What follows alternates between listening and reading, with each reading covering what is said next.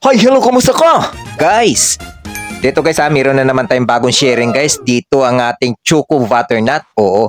Dito kung gusto nyo talagang gawin ito guys, medyo matrabaho pero napakaganda pag natapos nyo nito guys gawin. Oh. Ito naman talaga paborito din. Hindi lang sa mga kids ha. O hindi lang sa mga bata. Talagang tayo matatanda din. Oo.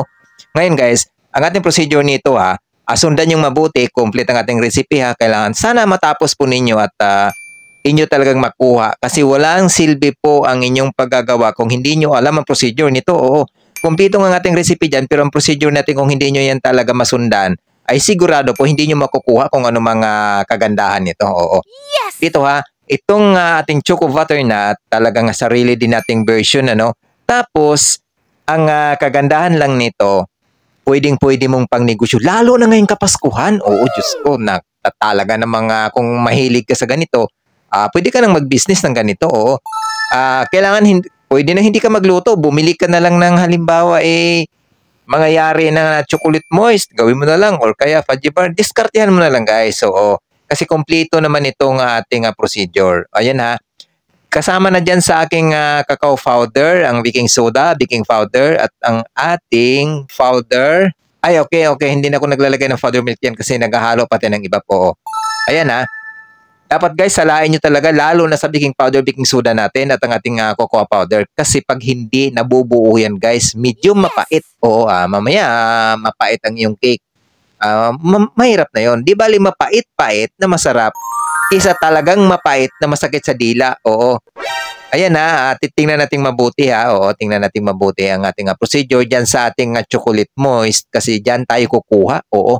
Diyan tayo kukuha ng ating gawing balls para atin itong bibilugin at ating malagyan ng ganache na chocolates para naman ma-frostingan din natin at malagyan din natin siya ng desiccated coconut or ng ating extra cell ng ating choco butternut. Okay, ayan guys ha, tingnan mabuti ang ating unang bahagi. Ayan, pag ganyan ha.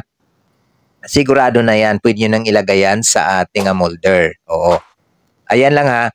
Ganyan lang ang ating gawa dyan. Kompleto yan guys ha. Mula sa flour, lahat ng ating mga ingredients, kompleto yan. Kaya sundan yung mabuti.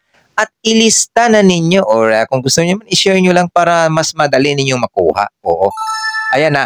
Ito ang ating recipe ito guys. So, napaka well known talaga ito sa mga ibang talagang gusto nito. Kasi kadalasan nabibili lang nila ito sa mga Dunkin Donuts, Mr. Donut.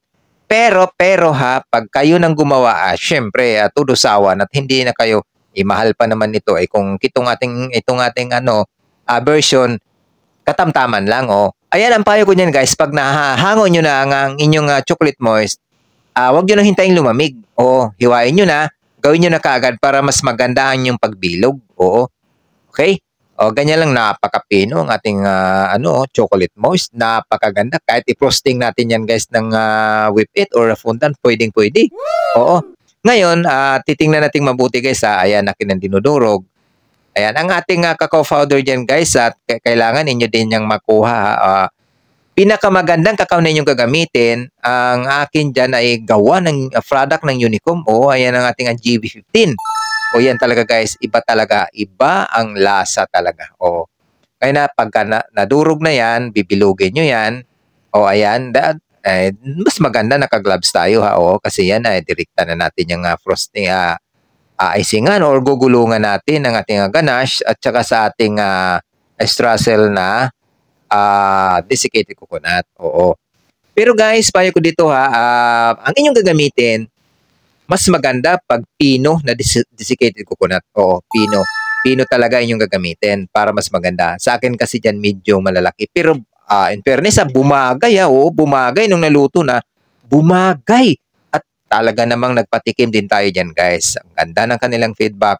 Talagang o-order sana Sabi ko, for tutorial lang muna. Ngayon, dito ha, titingnan nyo ha, nasa inyo yan kung anong laki or ilan ang laki sa inyong gagawin. Kasi yan sa amin na pang merienda lang naman yan. Pero kung kayo gagawa, liitan nyo na. Kasi para makuha ninyo yung ganda rin ng Choco Butternut ng mga kilala. Ala Mr. Donut, ala Dunkin Donuts, o, di ba?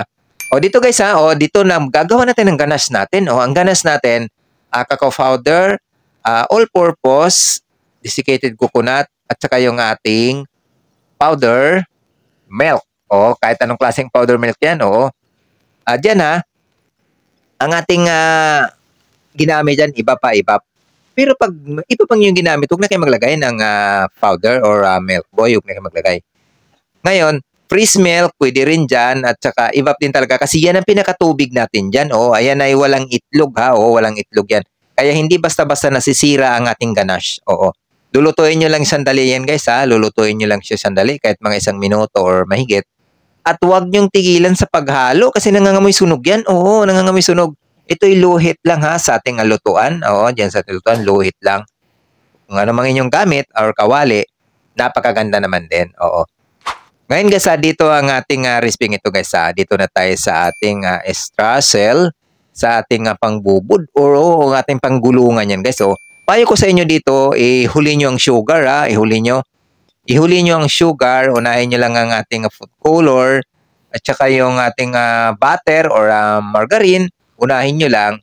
Tapos, i-mekos-mekos nyo na lahat yan. Guys, mekos-mekos na yung ating desiccated coconut, ang ating powder milk, ang ating all-purpose, at ang ating food color dyan. Ang food color natin dyan, nandyan ha, may suka tayo ha.